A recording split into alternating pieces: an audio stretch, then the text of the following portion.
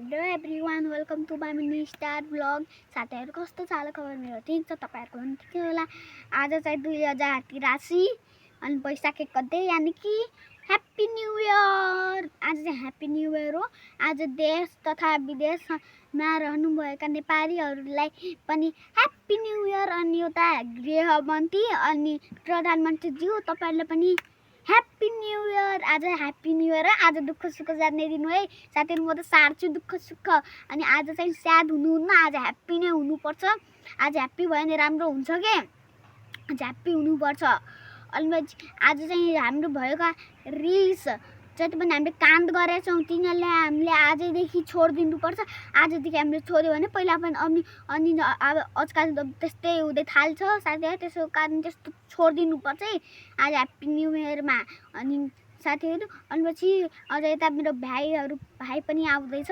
अझ टिचरहरू तपाईँहरूलाई पनि ह्याप्पी न्यू इयर। मलाई पढाउने टिचरहरूलाई पनि ह्याप्पी न्यू इयर छ आज। अनि आज सबै गृहमन्त्रीज्यूहरू सबै जति पनि छन् नि गृहमन्त्री तिनीहरूलाई ह्याप्पी न्यू इयर। मेरो स्कुल पुराले ह्याप्पी न्यू इयर। टिचरहरूले मात्रै किन भन्नु, पुराले भन्नु पर्यो त। सबै सरहरू, भाइस प्रिन्सिपलहरू, कोअर्डिनेटरहरू, टिचर्सहरू ह्याप्पी न्यू इयर छ साथीहरू। अब म तपाईँलाई ह्याप्पी न्यू इयरमा राम्रो खुसीमुख हुनुपर्छ। आज हाम्रो खुसीमुख हुनुपर्छ।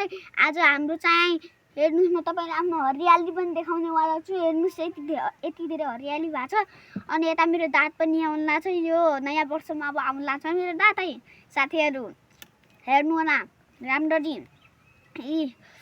अब तपाईँहरूको पनि दाँत टुटेको छ भने आउनु लाग्यो होला, पक्का थाहा छ ओके। ल फेरि अब आज चाहिँ ह्याप्पी न्यू इयर हो। आज खुसी मुख हुनुपर्छ। आज दुःख मुख हुँदैन, स्याड मुख हुनु हुँदैन। स्याड मुख चाहिँ म त आफ्नो स्याड मुख राख्दैन, म त ह्याप्पी मुख राख्छु। मेरो यस्तो सबै फ्यामिलीहरू ह्याप्पी मुख राख्छन्। आज चाहिँ ह्याप्पी न्यू इयर हो नि त। फेरि भेटौँला अर्को ह्याप्पी न्यू इयरमा। यस्तो ह्याप्पी न्यू इयर आउँदै जान्छन्। अनि आजको जस्तै खुसी हुनुपर्छ।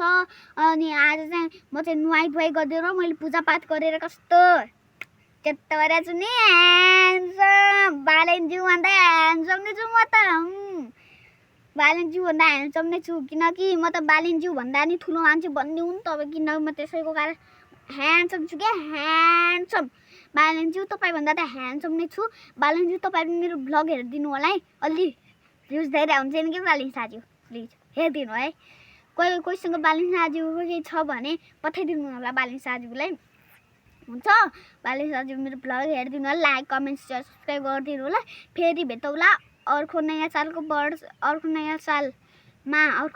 अनि एउटा भ्लग बनाउनेवाला छु। त्यसमा अनि भेटौँला।